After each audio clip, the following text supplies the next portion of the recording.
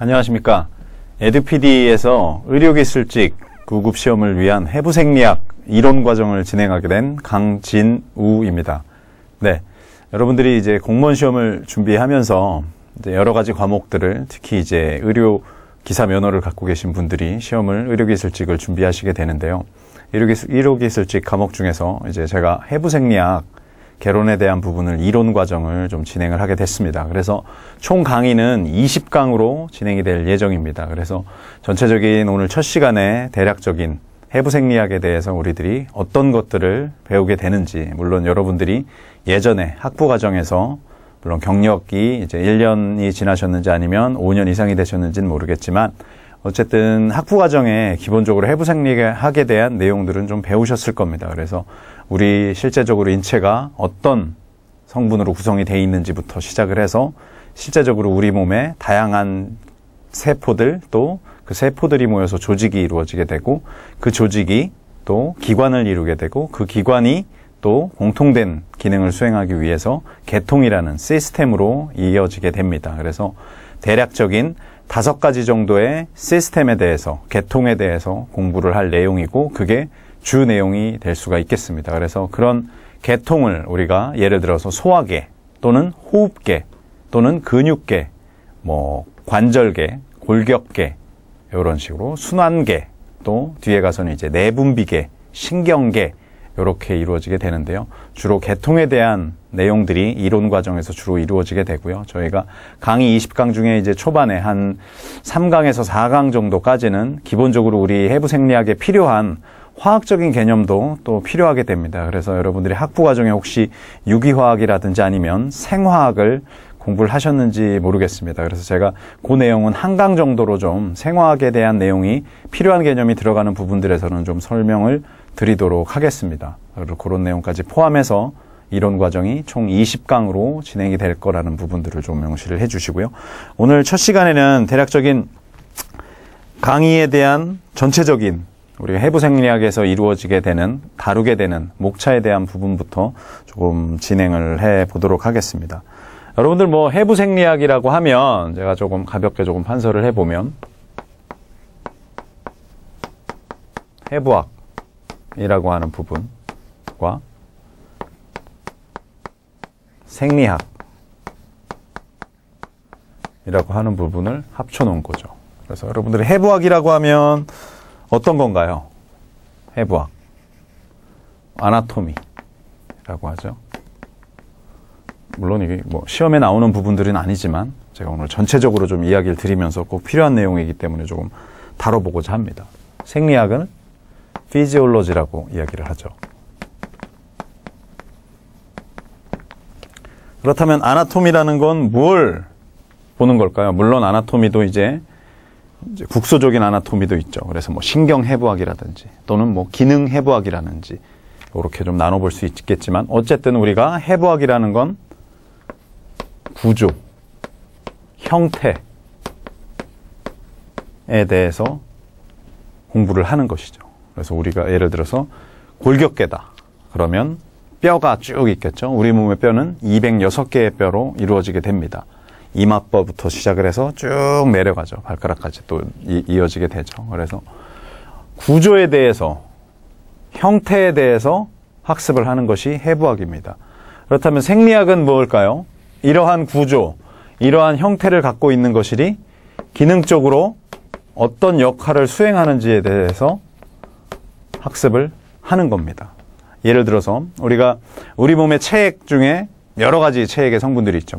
세포 내액도 있고 조직액도 있고 림프액도 있고 또는 우리가 혈액 성분들로 이루어져 있습니다. 그래서 그 혈액에 대한 부분들을 우리가 학습을 하게 될 때 혈액은 우리가 혈장과 혈구로 이루어져 있죠. 그래서 이런 혈구는 어떤 세포들이 있죠? 백혈구, 또 혈소판, 적혈구 이렇게 이루어지게 되죠. 그래서 적혈구가 어떠한 모양으로 이루어졌는지, 왜 적혈구가 핵이 없는 모양의 타원형의 이런 원반의 형태로 취해져 있죠. 이런 형태를 취하고 있구나. 구조적으로 이런 구조를 있구나. 막이 이루어져 있구나. 그래서 우리가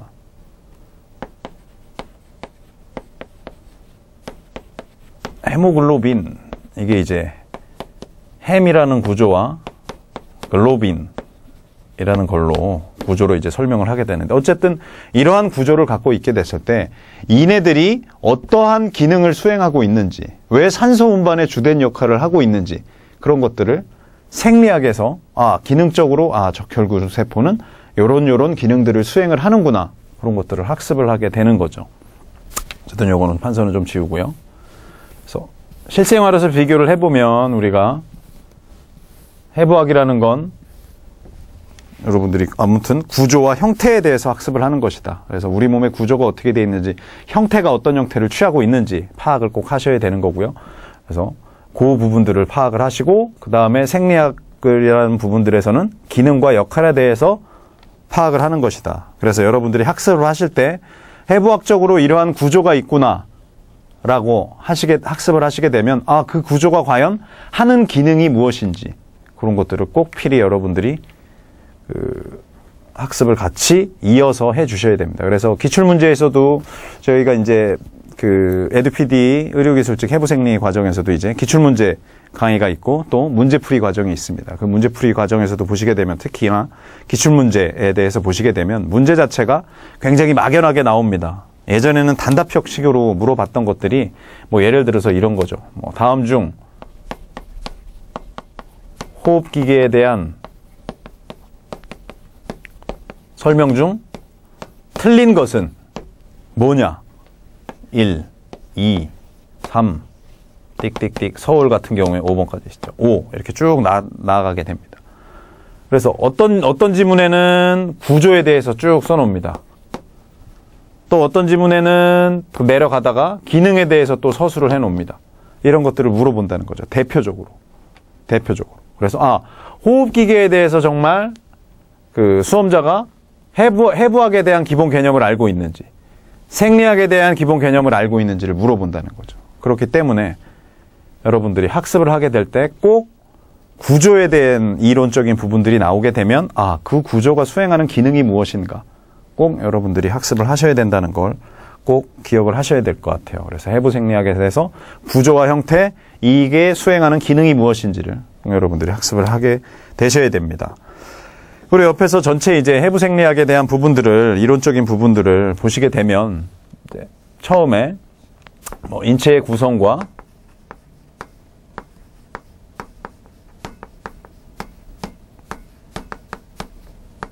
발생에 대해서 학습을 하게 되는 거죠. 그래서 인체를 이루는 구성 성분이 무엇인지, 또 우리 몸이, 또는 우리가 지금처럼 이렇게 성인의 모습으로 자라나기 이전에는 난자와 정자가 만나서 실제적으로 수정이 이루어지게 되고, 쭉 나와서 태아, 이제 여성의 몸속에서 쭉 자라게 되고 영양분도 섭취하게 돼서 쭉 결국엔 이제 출산을 하게 되면서 우리가 세상 밖으로 딱 나오게 되죠.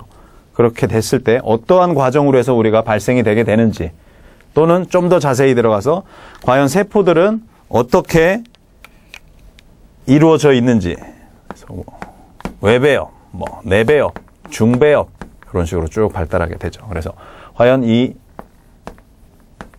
외배엽에서 기원한 기관은 어떤 기관들인지, 내배엽에서 기원한 기관은 어떤 것들인지, 중배엽에서 기원한 기관은 어떤 것들인지, 우리가 발달 단계로 보면 외배엽, 내배엽, 중배엽 순으로 이제 발생을 하게 되는 거죠. 이런 부분들도 꼭 여러분들이 기억을 해 두셔야 되는 부분들입니다. 그래서 인체의 구성 성분, 우리가 지각의 구성 성분은 이렇게 표현을 하죠.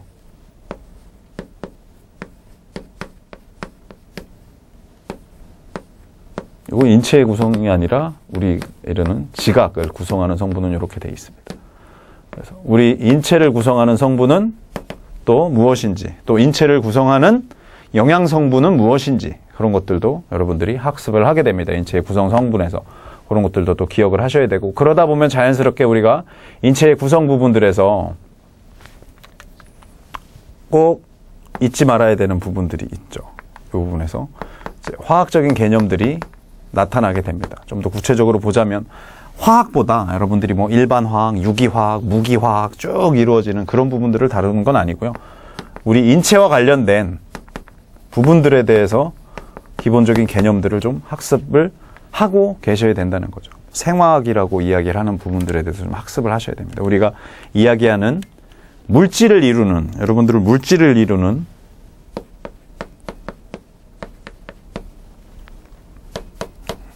중에 분자, 더 작은 단위가 이제 원자, 또 들어가게 되면 네, 여기까지만 다루게 되죠. 우리 인체에서는 여기까지만. 원자들이 쭉 어떻게 이루어져 있는지, 우리 몸을 아까 이야기 드렸죠. 인체를 이루는 구성 성분 또는 인체를 이루는 구성 성분 중에 영양 성분들, 그런 것들에 대해서도 학습을 하게 되는데, 그런 것들이 원자의 형태로 존재를 하게 됐을 때 그 원자가 어떤 특징들이 있는 건지, 여러분들 혹시 그 주기율표 기억이 나시나요? 화학 시간에 배웠던. 네. 원자 번호 1번 뭐였죠? 수소였죠. 쭉 내려가게 되죠. 그래서 우리가 주로 생화학에서 봐야 될 거는 한 20가지 정도, 우리 인체와 관련되면 직접적인 관련 부분들은 우리가 인체 구성 요소에서 좀 볼 내용이지만, 좀 이야기를 드리면 뭐 수소, 산소, 질소, 탄소, 그다음에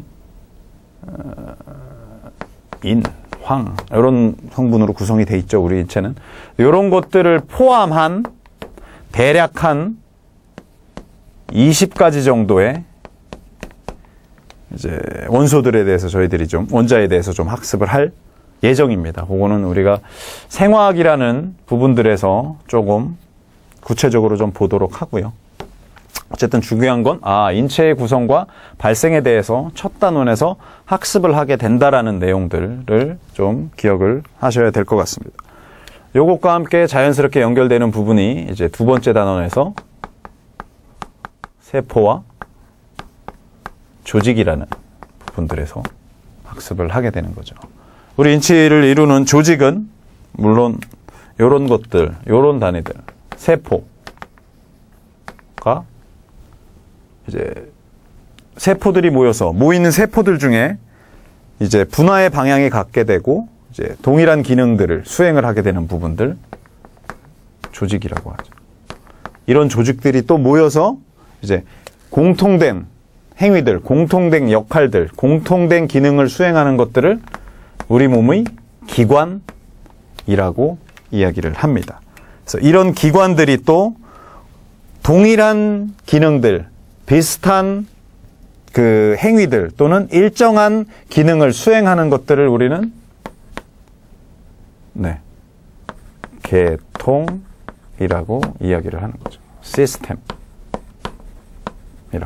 이야기를 하는 거죠. 세포로 시작을 해서 조직, 기관, 계통으로 이어지는 과정에 대해서 좀 이야기를 할 거고, 중요한 부분들은 뭐 조직이라는 건, 우리 인체 내의 조직은 물론 여러 개 분류 기준에 따라서 여러 개로 나뉘게 되죠. 그래서 뭐 상피 조직이다, 신경 조직이다, 근 조직이다, 결합 조직이다 라고 이야기를 하죠. 우리 세포도 다양한 기준에 따라서 분류하는 것들이 있지만, 모양에 따라서 뭐 평면이다, 입방이다, 원주다 라고 하죠. 그래서 이게 단층이냐 또는 중층이냐, 이렇게 구분을 지어서 나뉘게 되죠.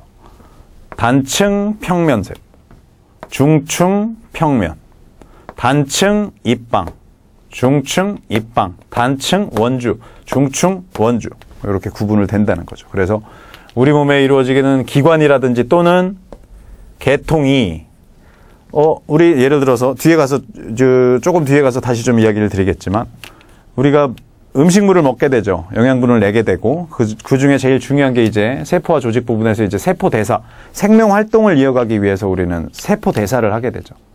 세포 대사. 대사라는 과정을 통해서 우리는 에너지를 받게 되고, 에너지를 받은 에너지를 갖고 사용을 하고 난 이후에